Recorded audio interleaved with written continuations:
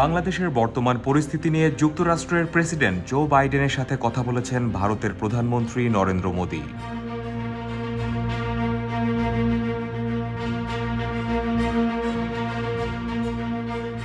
ভারতের প্রধানমন্ত্রীর কার্যালয় থেকে প্রকাশিত এক সংবাদ বিজ্ঞপ্তিতে জানানো হয়েছে, বাইডেনের উদ্যোগে ফোন আলাপে দুই নেতা বাংলাদেশের পরিস্থিতি নিয়ে উদ্বেগ প্রকাশ করেন এবং আইনশৃঙ্খলা পুনঃপ্রতিষ্ঠা, বাংলাদেশের সংখ্যালঘু বিশেষত সনাতন ধর্মাবলম্বীদের নিরাপত্তা নিশ্চিত করার উপর গুরুত্ব আরোপ করেন।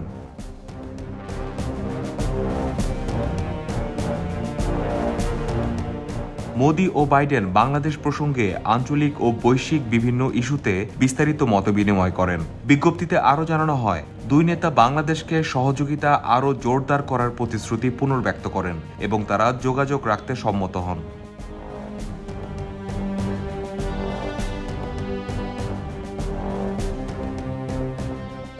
শেখ হাসিনার পদত্যাগের পরে বাংলাদেশ ইস্যুতে এই প্রথম পরস্পরের সঙ্গে কথা বলেন মোদি ও বাইডেন।